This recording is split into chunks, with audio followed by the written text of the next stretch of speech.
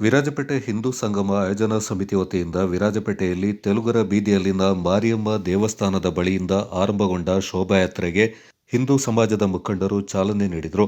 ನಗರದ ಮುಖ್ಯ ಬೀದಿಗಳಿಂದ ಹೊರಟ ಹಿಂದೂ ಸಂಗಮದ ಬೃಹತ್ ಶೋಭಾಯಾತ್ರೆಗೆ ಜನಸಾಗರವೇ ಹರಿದು ಬಂದಿತ್ತು. ಅದ್ದೂರಿಯಾಗಿ ನಡೆದ ಶೋಭಾಯಾತ್ರೆಯಲ್ಲಿ ಸಾವಿರಾರು ಜನಸಾಗರ ಸೇರಿ ಶಿಸ್ತುಬದ್ಧ ವ್ಯವಸ್ಥೆ ಹಾಗೂ ಸಾಂಸ್ಕೃತಿಕ ವೈಭವದೊಂದಿಗೆ ಯಶಸ್ವಿಯಾಗಿ ನೆರವೇರಿತು. ಭಜನಾ ತಂಡಗಳು, ಡೊಳ್ಳು ಕುಣಿತ ಕಲಾವಿದರು, ಜೇನುಕುರುಬ ನೃತ್ಯ, ಉಮ್ಮತ್ತಾಟ ಪ್ರದರ್ಶನ, ದೇಶಭಕ್ತಿಯನ್ನ ಸಾರುವ ವೈವಿಧ್ಯಮಯ ಟ್ಯಾಬ್ಲೋಗಳು, ಕೇರಳದ ಚಂಡೆ, ಕೊಡಗಿನ ವಾಲಗ, ಗೊಂಬೆ ಕುಣಿತ ಸಮ್ಮುಖದಲ್ಲಿ ಕಳಸ ಹೊತ್ತ ಮಹಿಳೆಯರು ಮೆರವಣಿಗೆಯಲ್ಲಿ ಪಾಲ್ಗೊಂಡು ಮೆರವಣಿಗೆಯ ಮೆರುಗನ್ನ ಹೆಚ್ಚಿಸಿದ್ರು.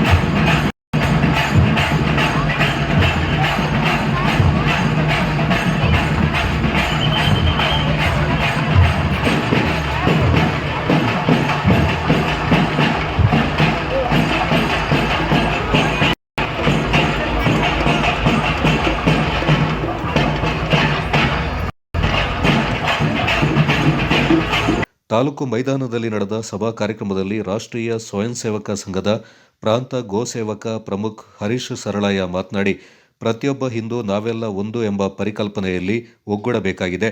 ಭಾರತೀಯರು ಜಗತ್ತಿಗೆ ಸಂಸ್ಕೃತಿ, ನಾಗರಿಕತೆ ಹಾಗೂ ಬದುಕುವ ಕಲೆ ಹೇಳಿಕೊಟ್ಟಿದ್ದಾರೆಂದರು. ಹೋಟ್ಲಿಗೆ ಹೋಗಿ ಅಲ್ಲಿ ಚಾ ಕುಡಿದು ತನ್ನೋ ನಿವಾರಣೆ ಮಾಡ್ತಾ ಇದ್ದಾರೆ. ಇದನ್ನು ಹೇಳ್ತಾ ಅವ್ರು ಹೇಳಿದ್ರು, ನನ್ನಲ್ಲಿ ಏನಿದೆ, ನಮ್ಮಲ್ಲಿ ಏನಿದೆ ಅದರ ಬಗ್ಗೆ ನಂಬಿಕೆ ಇಲ್ಲ. ಹೋಟ್ಲ್ನವನಿಗೆ ಚಹಾದ ಬಗ್ಗೆ ನಂಬಿಕೆ ಇಲ್ಲ, ಮೆಡಿಕಲ್ ಶಾಪ್ನವನಿಗೆ ಟ್ಯಾಬ್ಲೆಟ್ ಬಗ್ಗೆ ನಂಬಿಕೆ ಇಲ್ಲ. ಹಾಗೆ ಇವತ್ತು ಹಿಂದೂ ಸಮಾಜ ಆಗಿದೆ. ಹಿಂದೂ ಅಂದರೆ ಏನು ಅಂತ ಹೇಳೋದೇ ಗೊತ್ತಿಲ್ಲ ಅಂತ ಹೇಳುವಂಥದ್ದು ಅನೇಕ. ಆದರೆ ಇವತ್ತು ನಾವು ನೋಡಬೇಕಾದ್ರೆ ಇಡೀ ವಿರಾಜಪೇಟೆ ನಗರಕ್ಕೆ ನಗರವೇ ಹಿಂದೂ ಸಂಗಮದಲ್ಲಿ ಜೋಡಿಕೊಳ್ಳುವಂಥದ್ದು ಮಾಡಿದೆ. ಇಡೀ ನಗರ ಅದರಲ್ಲಿ ಜೋಡಿಕೊಂಡಿದೆ. ಅನೇಕರು ಅದರಲ್ಲಿ ಅಂದರೆ ಬಹುತೇಕರು ಅದರಲ್ಲಿ ಭಾಗವಹಿಸುವಂಥದ್ದು. ಪೂರ್ತಿ ವಿರಾಟ್ ಹಿಂದೂ ಸಮಾಜದ ಒಂದು ದರ್ಶನ ಇವತ್ತಾಗಿದೆ. ಇದು ಇವತ್ತಿನಿಂದ ನಾಳೆಗೆ ಆಗಲಿಲ್ಲ. ಅನೇಕ, ನಾನಾಗಲೇ ಹೇಳಿದೆ, ಕೋಟ್ಯಾಂತರ ವರ್ಷ ಅಂತ. ಈಗ ನಾವು ಕಲಿಯುಗ ಪ್ರಾರಂಭ ಆಗಿ 52,000 ವರ್ಷ, 5,127 ವರ್ಷ ಅಂದರೆ 52ನೇ ಶತಮಾನ ಅಂತ ಹೇಳ್ತೇವೆ. 21ನೇ ಶತಮಾನ ಅಂತ ಇನ್ನೊಂದು ಪದ್ಧತಿಯಲ್ಲಿ ಹೇಳ್ತಾರೆ.